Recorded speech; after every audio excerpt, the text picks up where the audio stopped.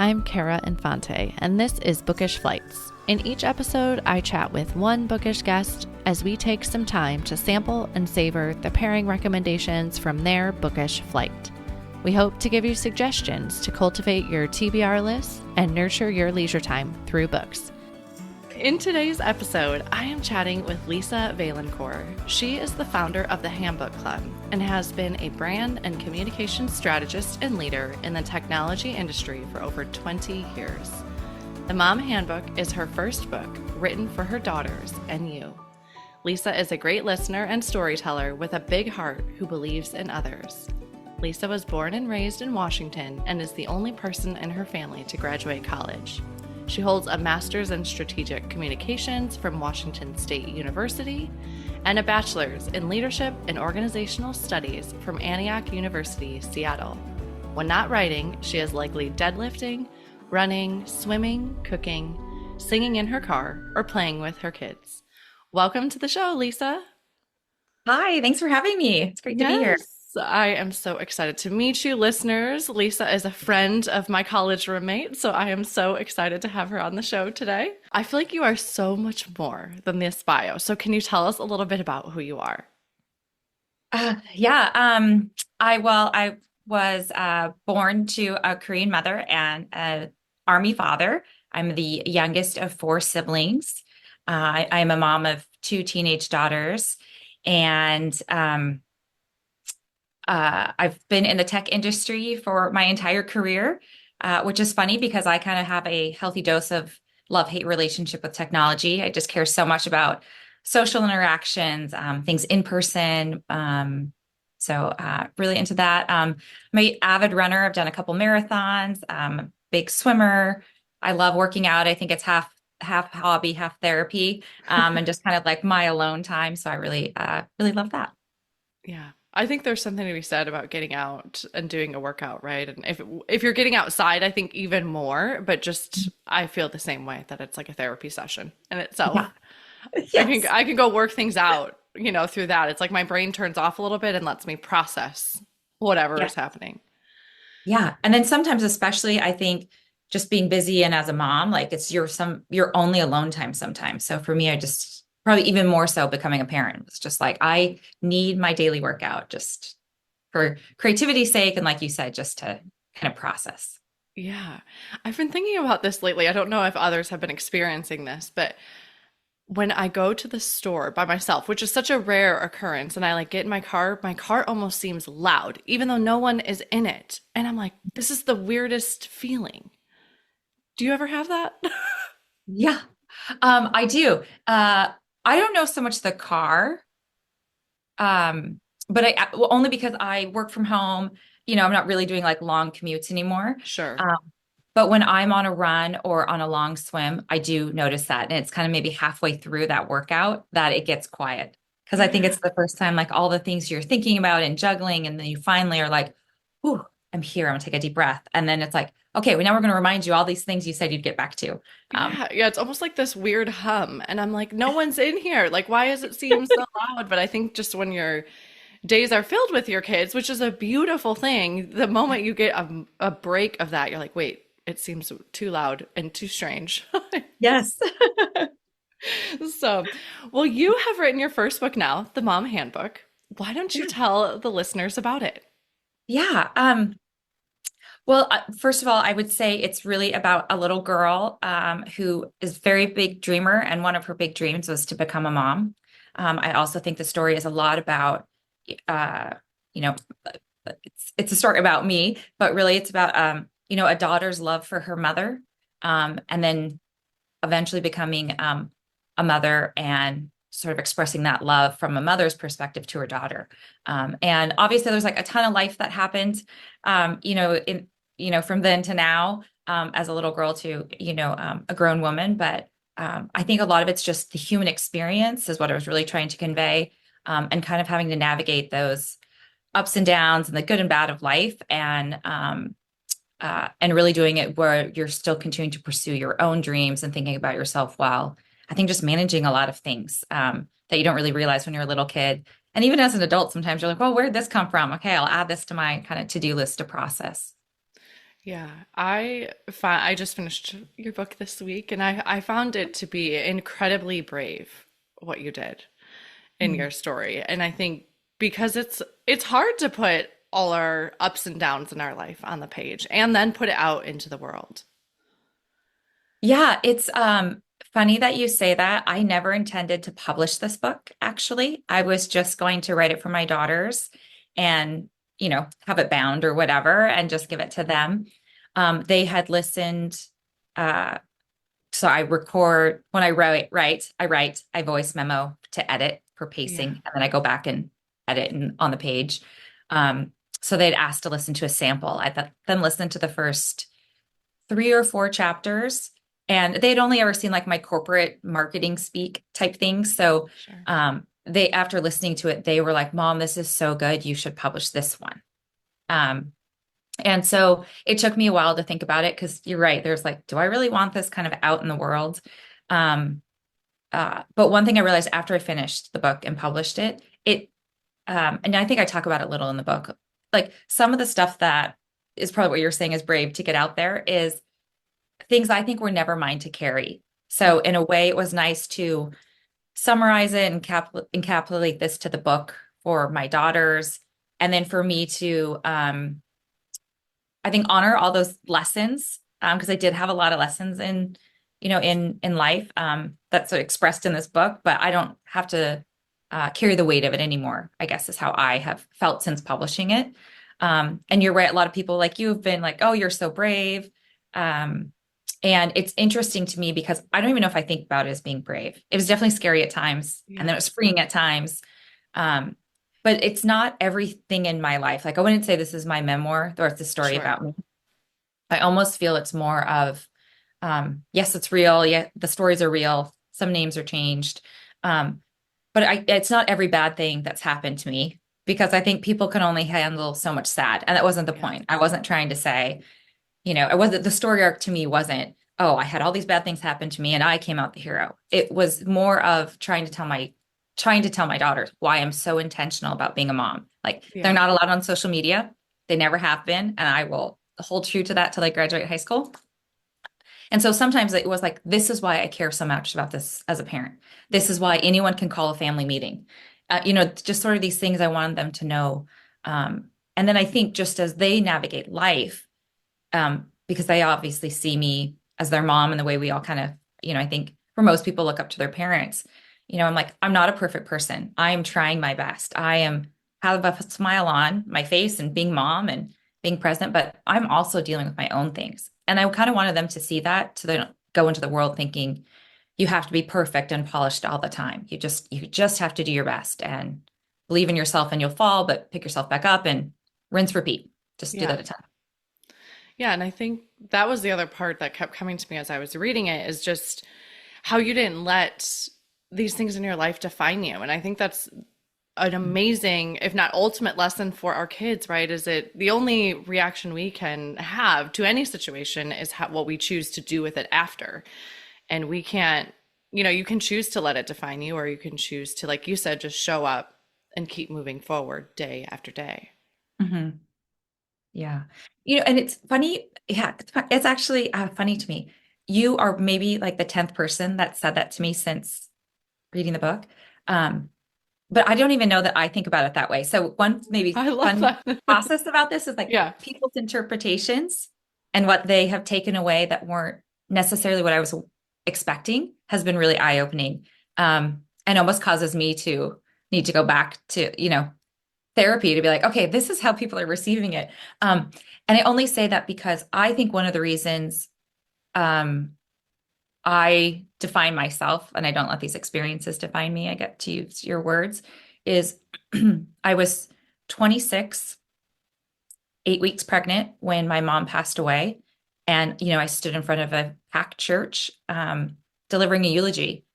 And so to be that very young and be like, well, what actually matters? My mom had sick for almost 6 years with non-smoking lung cancer. So just, like a big fancy house and I don't know, like all the statusy things that I think people tend to chase because Yeah. that's, success is what we're supposed to be achieving. I really just from that moment, just viewed life very different. Like success metrics to me are not how many things do I have and what status am I at? It's like how great are my friends and what's my character and how am I showing up in the world and how am I leaving my mark and helping others. So I think that for me is maybe my driver in life a little less than I'm like this. Like even writing a bio for myself is weird because I'm like, wow, it's a part of me. Yeah. It's wild that you say that because I lost my dad at, I think I was either 25 or 26, and he was sick for 5 years as well. Oh, wow.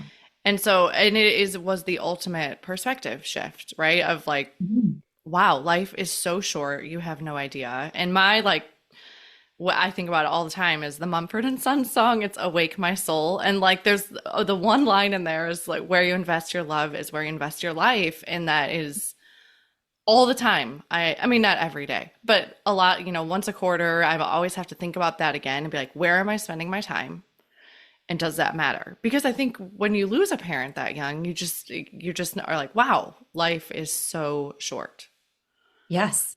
Oh my gosh, I love that song. And I love it. It makes me smile and it makes me cry. Like it's all Yes. the feelings of just, yeah. Oh my gosh, I love that song and that band. Yeah. So Yeah. just like a good book, right? It makes us Yeah. smile and it makes us cry all at the same time. It makes us feel all the things. So, Yes. Oh my gosh. So true. well, since obviously you get everybody's interpretation. I think people read, at least I do. I can't speak to everybody else, but is reading, like I always try to put myself in someone else's shoes as I'm reading. I think that's the beauty of picking up a book and reading someone's story. But what is your wish for someone when they pick up the Mom Handbook?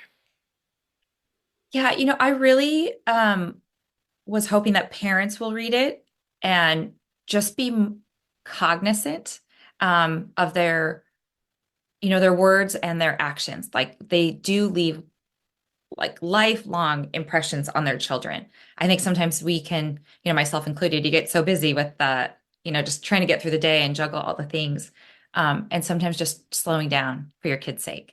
And I hope that, obviously I wrote this for my teenage daughter. So I hope, young adults read it and just really continue to believe in themselves and chase after their dreams. Even if people might be like, well, you shouldn't do that, or that's not the way to do it. Like there really is no one way to do life. And I hope people just read it and feel inspired to kind of write their story, rewrite their story, because our future is up to us. Yeah. And you talk about it in the book, but just like trusting your gut. And I think that's something again for kids as they like continue to grow in confidence in themselves through experiences they have. I think that's such an important reminder for them, right? As if it doesn't feel true to you, then maybe that's not the path for you. It doesn't need to be what someone else is telling you to do. Yeah.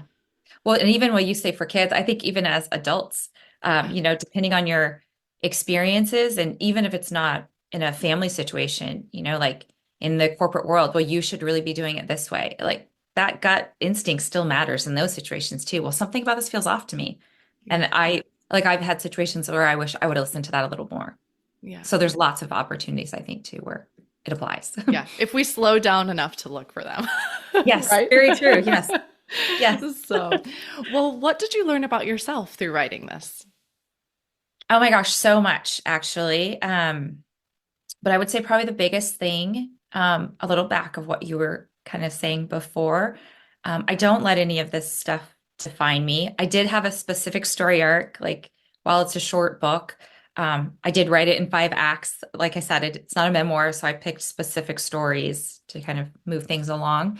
Um, but I've never really ever, like wrote a list. Here's all the things in my life, both good and bad. So just to have to reread it and reread it and edit it over and over and over again, I was just like, oh, this it was a lot to Yeah. kind of have to, I'll say navigate because I had a lot of blessings in there too. Like I don't even think it's a sad story. I think it is actually a story, a happy story. I've gotten, if there were a checklist of things that mattered to me, I have achieved most, and I achieved definitely the things that were the most important to me.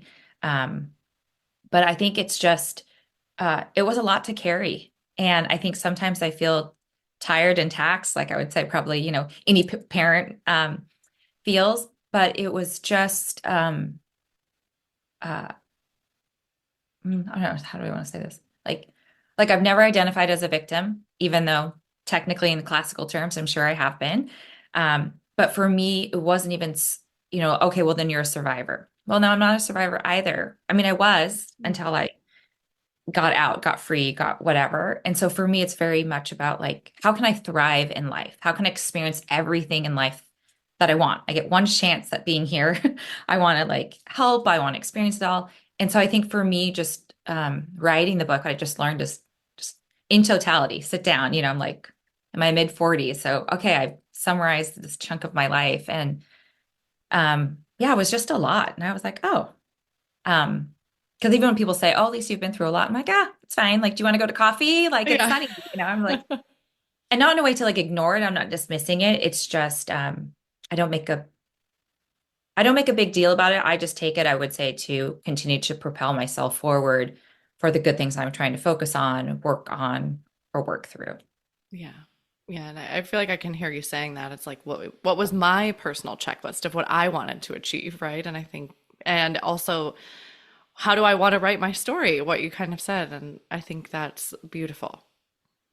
Finding your internal compass, right? Your Yes, internal yeah, guide. yes. Have you always been a writer, or was this a new endeavor for you? Um, I always loved English in school. I remember in high school, I loved it when it was like essay day. I was like, Sure. yes, nail this assignment. And then um, in grad school, I learned I could do a 20-page research paper in 8 hours. Like I had it fully time boxed in and I worked full time. So I kind of needed to know my time management really well. Yeah. Um, and then from a corporate perspective, I did executive communications. So, basically essentially ghostwriter for executives. Sure. So from that perspective, yes, I've been a writer for a long time, but I would say um, this writing a book is more, uh, I think what I want to do. I think like just in my heart, like when I think of, oh, I'm a writer, it's this more than corporate messaging. Yeah. Um, and while it's funny, while this is technically my first book, like published to the wild, I forgot I wrote my daughter, my youngest, a picture book when she was little, like a Christmas. I think I was like, hey, let's do experiences instead of gifts.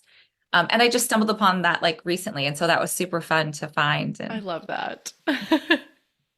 yeah, maybe my next book I won't be for my kids, but this has been a good start. Yeah, and I love that you found a new passion, right, in writing. You're like this, and I imagine too, because you're like, it's mine, it's my Yes. story, it's what's in my heart, and it's what I can put out onto the page. It's a lot different than when you're like, I'm secondarily writing, for the Yes. corporate world. Yeah. Yeah. So, So true. well, thank you so much for sharing with us about the Mom Handbook. Listeners, go grab yourself a copy. I think the other thing in there that I took away was a big theme was forgiveness too, which I think is such a hard thing to do in life. Yeah. Yeah, I agree. It's funny, that was actually like an editor's note of like, how did you get from here to here? And I was like, ugh, a lot of love and a lot of faith, honestly. Yeah. And so it was funny because it actually so it prompted such a big long run for me actually, because I had to figure out like how did I get for my mom Yeah. as an example, like she was not kind to me as a child and we barely sort of we were in the early stages of repairing our relationship when she was diagnosed. And then, she passed away. So I feel like I very briefly had my mom in my life. And this year will be 18 years since she Mm. has passed. And, just that's also heavy. And so forgiveness isn't like when people say like forgive and forget. Mhm. Like we have these little taglines around forgiveness that it makes it feel so easy. And then if you're on the And, it's like, well, I said sorry, for person A. So person B is supposed to just say, okay, I forgive you. And I don't actually think forgiveness means what people think it means, which is, okay, I forgive you. All that really means is, okay, I'm going to give you one more chance to not hurt me in the same way you just did. But then that's also a lot of work around reconciliation, which is different than forgiveness. Forgiveness is, I continue to have faith in you, They're going to do right by me. Reconciliation is the actual hard work of rebuilding that trust, rebuilding that, not rebuilding, like rebuilding that trust, strengthening that love, finding that new path because somehow we got off path. That's what caused whatever infraction it was that needs forgiveness. And obviously there's different layers of forgiveness. Someone's like spilt coffee on your assignment. I'm sorry, I Yeah. forgive you plenty.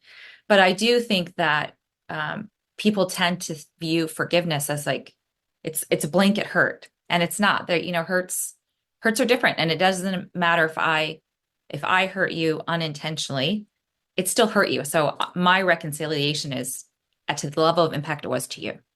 Yeah. And I think that um, is probably why, I will say some in my family don't like that, or partners I've had, because they're like, well, you're putting a lot of accountability on me. I'm like, because you hurt me. Yeah. And just because you're not hurt by it doesn't mean, my level 10 hurt over here doesn't mean anything. Like I'm doing my work and you also have to do your work to, I think, move it forward. And I really do commend my mom because I think forgiveness for her is like, I made you a meal. I'm like, okay, so it's a good start. Yeah. Food is um, love. yes. But those chemo hours were really long. And I really needed us to work through the reconciliation part of that because I knew I just wouldn't be able to be a good mom if I still questioned, like why my mom made me feel so unwanted. And then now I really do understand it, and I don't have to, I guess, carry the shame of Yeah. that hurt into my motherhood and just into my life forward. So I think it's super important. Yeah. But I also do struggle with it when people say forgiveness is for you, not for the other person. I don't actually believe that, Yeah. to be honest. I think it's maybe when people say that, how my interpretation is more, I forgive myself for not making a different choice in that moment. But I don't like that because I think most of us make the best decision that we can in the moment with the information that we have. So if you get one new data point, well, I would have made a different choice. Yeah. But if you go back, I didn't know that. So I made the best choice. And so sometimes I think that the forgiveness is for you. I almost think like shames the person that's hurting. So I don't, yeah, we talked about forgiveness forever because I think it's like such a complicated topic that needs a lot of unpacking that people want to gloss over because it's Yeah. uncomfortable. Well, and I think the thing about forgiveness too is it's not a one-time event, right? Like you have to continually kind of step into it on Yeah. from both parties, right? Where I think the other person that maybe was like, "Well, I washed my hands of it," right? I said, okay, I'm sorry," and then you say, I forgive you," but it's like it keeps coming with different experiences, so you have to then forgive again, and things like Yes. that. So, Yeah, for sure. but well, let's switch gears a little bit and let's talk about who you are as a reader. So, what type of genres do you enjoy reading? I'm a huge memoir fan. I like memoir biopics. I'm a big nonfiction nerd. I will say, I just find like things around like human behavior, social dynamics. I just find all that stuff fascinating. Like, how do we work as individuals? How do we work together? And then, of course, I love like some good chick lit because every once in a while you just need some good, fun fiction to read. Yeah, cleanse the palate a little bit. Yes, exactly. How in your busyness do you find time to read? Oh my gosh. Well, that's a great question. I do, I'm a fast reader, which I think Okay. that helps. Um, I tend to like physical form read nonfiction books. Um, I think just I have a little bit of photographic memory, so if I can see the things on the page, it's easier to remember, apply it to work. I do a lot of audiobooks, running to audiobooks, long walk, as well. Um, yeah, I kind of just mix it all in. Yeah, I'm very similar. I like reading nonfiction on the page because I feel like if you're doing it as an audiobook, you don't really digest the material as much. Or if Yeah. like the nonfiction book, I'm reading it because I want to learn something or I want to apply something, and it's just not the same when I'm listening as an audiobook. I think it needs to be more like a fiction story, right? I can just follow the storyline and not be Yes. as intentional when I'm listening. Yes. Well, or sometimes I do nonfiction on on audiobook if it's like a Daniel Pink, something like that. Sure. What I don't like those for a while when I would like listen to one, it's like see diagram 3A and I'm like, it's in my ear. Yeah. How do I see this? Yes. So, have you always been a reader? Always. I think as like a little kid, it was just like my escape a little bit. And it also was just my window to the world. I got to be a part of these different families. I got to travel the world.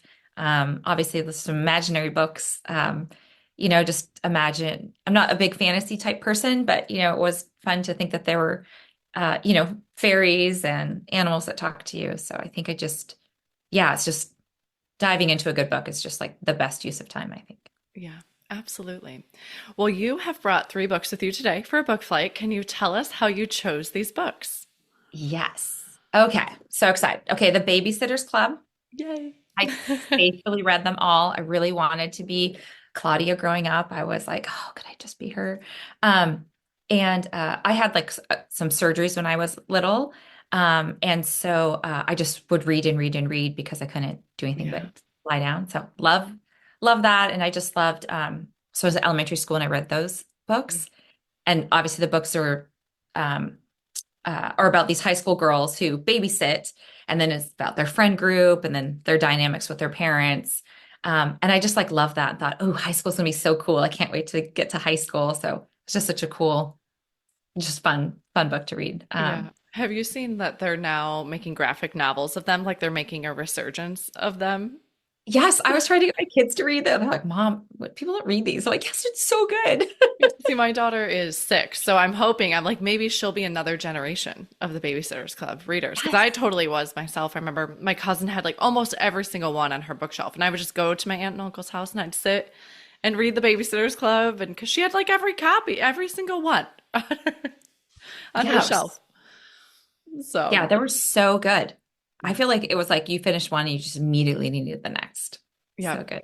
yeah. Yeah. So I'm hoping we'll see. Time will tell if she'll be a Babysitters Club lover. You'll have to let me know. I will. Okay, so what's the next book you brought today?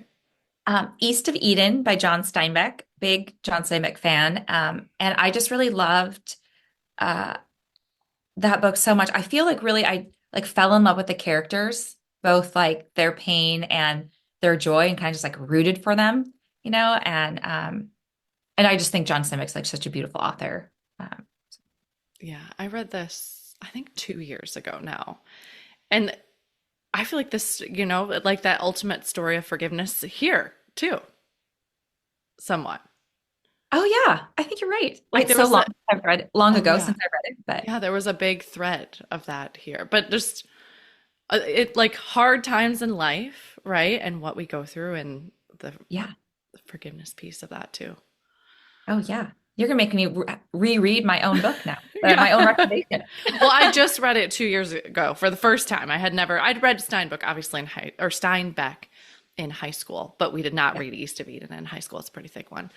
So Yes, it is. It is like reading the Bible because it's a long haul. You got to be committed for the whole story. yeah, we read it for book club and we read it over 2 months, because it was so long. Yeah. Yeah. So But I couldn't put it down. Like I just remembered like kind of you're asking earlier, like sneaking in pages here and there when I yeah, had breaks. It's so good. yeah. Well, Yeah. listeners, dive into it for sure. So that was East of Eden. And then what's the last book you brought today? Uh, so nonfiction, Talk So Kids Will Listen, Listen So Kids Will Talk by Adele Faber and Elaine Moslish. I read this when my kids were like around 5, 7, maybe. And it really just, I think it just paved the way about how I communicate with my kids. And they're teenagers now, and they literally tell me everything. I get all the high school tea. I get who's breaking up with who's trying to get back with who. I love it. And I just found it like so helpful in a way that is kind of lightheartedly written, but definitely, a parenting book, but it's helpful. Yeah. Yeah, listeners, we talked about this before we started that I was like, I have this book on my shelf. I've never picked it up, but I probably should. Yeah, it is great. I think there's like maybe it's a Kindle version. I was like, maybe there's an audiobook version. That's probably a book you could listen to Okay. and get all the nuggets out of it. Yeah. Okay. So that was Talk So Kids Will Listen and Listen So Kids Will Talk. And that was by Adele Faber and Elaine Maslish. So, how I love to end our show here is with our bonus pairings. So, these are just questions you can answer really quick. Are you a rereader? Not usually, unless they're my favorite authors. Okay. Uh, yeah, that's, yeah. So many books, so little time. Is how I feel on this. Yes, yeah. And I think it's like it kind of what we were talking about earlier too. It's like, well, I want to get all the nonfiction things in to learn these things, but I want all the like the fun fiction to read. And you do learn a ton in fiction too. I shouldn't say Yeah. it's one or the other. So yeah, I mean, but now I might reread East of Eden though, because clearly I forgot part of the book, a theme. Yeah. Well, I think someone, her name was Meg Sight. She came on the show last year, almost about this time, and she talked about books being an interesting, or books being currency, like basically in conversation. And I think you can bring up these fun fiction books in a lot of conversations, right? And it kind of bridges the gap maybe of these awkward silences or makes a moment of connection. And I feel like I do that so much more with the fiction reads, right? Because they're the ones that are kind of cycling around and people Yeah. are reading or people are talking about and maybe they've read versus like nonfiction. I don't, that's more internally for me, I think. Yeah. No, that's such a great way of thinking about it, that it is a currency. Um, Especially I will say in sort of in the workplace, it is like, oh, did you read this? Did you read this book? But more the nonfiction sort of thing. But then when I'm like talking and out with my friends, it's more the more those fun books to talk about. And Yeah. sometimes it's just nice to talk about a book than it is celebrity gossip. So yeah, you kind of do have to have sort of that starter conversation about a book. Yeah. And I don't watch TV. So I feel like that's another one people use as currency. But I'm like, I literally don't watch TV because I choose to read with my little bit of time I get in the day. I Yes. choose to read. But, and that's fine to each his own. But I'm like, I can't even get into that TV show conversation because I don't watch it. So Yes. I have nothing to add here. Totally. Yeah, I'm not a big TV watcher either. And sometimes I think I force myself to watch TV shows just so I can join back into the conversation of like, oh, that's what you guys are talking about. Yeah. Like you kind of have an idea of what's going on. But Yeah. Yeah. I love it. Well, what is one book you've read that has changed your life? But I would say probably, and it's not going to be an exciting book because it's like a nonfiction, but Crucial Conversations. I had Okay. to read it early on in my career at Microsoft. It was like a recommended book, and they had like a training about it. And I don't know if it was a bit about, my childhood. Maybe wasn't taught how to have kind of, difficult conversations in a productive way. Um, though I think sometimes it's just really hard for people. But professionally, it was really helpful to sort of have this conversation framework. And then personally, also it was really helpful because I think if you are having a fun conversation with somebody, it's pretty easy to, you know, do the back and forth and kind of talk and listen. But when it's difficult or you kind of have, an intention, then those are really hard if you don't have the practice. So yeah, I just found it a really interesting book, and it kind of also made me like it was more that book was more the catalyst for me to like want to read more about human behavior and communication in general, and how do we kind of all fit together, because I was probably 21 when I read that book, so it Okay. just seemed so like, oh, this is such an interesting concept. Yeah. I could see where that would be really helpful, right? Because any conversation with friction, everybody's like, Yeah, you totally know, frozen. yeah, like I don't know what to do.